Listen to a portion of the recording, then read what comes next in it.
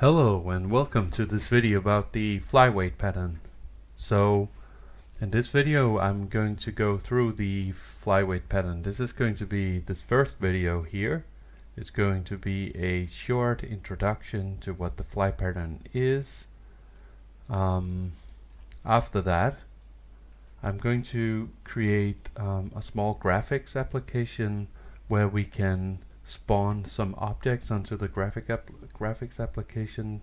So it's kind of, let's say, graphics here. And then we are going to utilize the flyweight pattern in the last one to actually improve on the graphics. In other words, it's going to be faster and require less memory because we implement the pattern here. So this is it. So it's going to be a 3-part video. Implementation. Okay.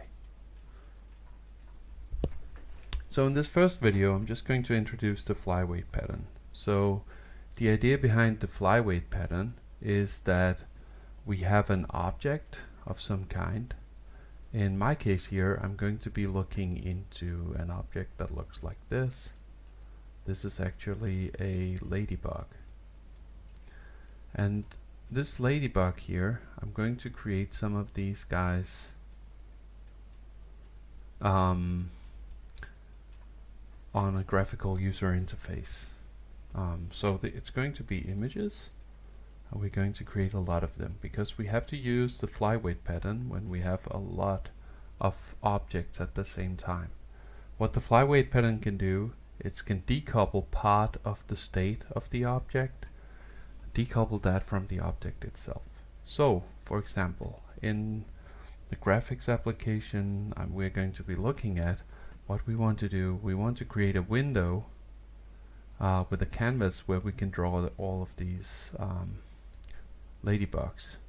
And I want the ladybugs to be in 3 different sizes. I want size 1, size 2, and size 3. So I want 3 different sizes.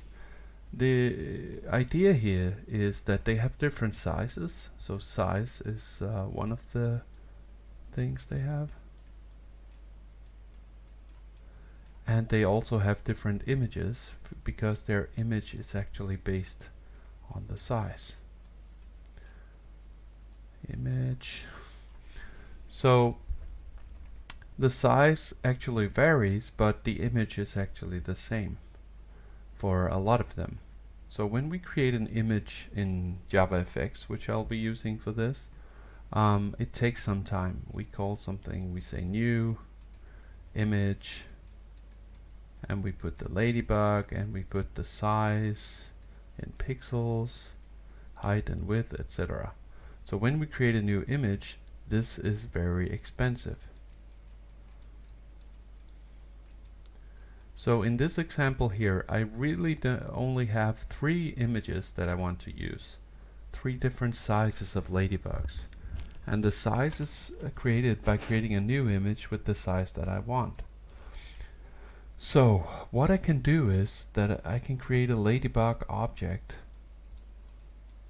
Ladybug. And this ladybug object, inside of it, it has something that we would call intrinsic and extrinsic state. The intrinsic state is the actual size, which may vary between all of them. There could be other things, like they could have a name or something like that, something that they can't share with the others. Here they actually also share the size. So let's say that it has a name or something.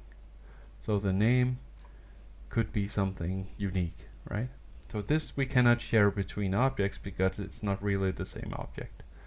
The idea is that the image that we use, if they have the same size image for all of the ones with the size of 1 in our game here or our small graphics application, they can all actually, if we have the image here as an image, this is an object, they can all actually share a reference for the same object. So what we need to do is we need some kind of factory class to control whether or not we already created an image for the ladybug. So the idea is we have some client that needs a ladybug for our image application.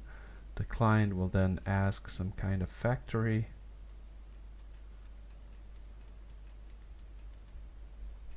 and the factory will have some kind of cache here,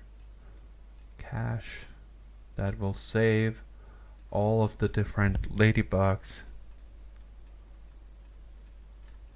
inside of it. So it will hold ladybugs like this. So we have the factory with a lot of ladybugs, and it will return the ones that it can actually reuse. So this is what we're going to create in the last part here. So what the client wants, it just wants 3 different ladybugs, and it wants them in some of them in the same size but in different places here. So you can say the intrinsic state is the size and the image. This is intrinsic.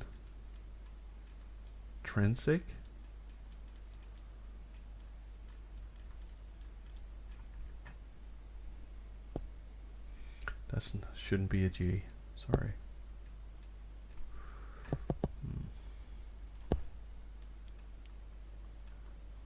I misspelled that. Let me just try again. So intrinsic, like this. So these are the intrinsic values.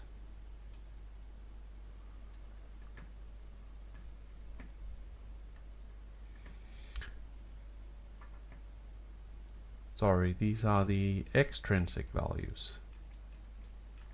And the intrinsic value is something like the name. And maybe also you could say that the X and Y position would be the intrinsic value here. Okay, so let's carry on. So let's get started coding. This was kind of it for the first video. You can of course use this on a lot of other stuff than just ladybugs, but I think it will be more clear after I've shown this ladybug example. But first off, let's start just creating the graphics and everything, setting up everything so we can actually create some ladybugs on a canvas. That's it for the first video, so stay tuned for the next one.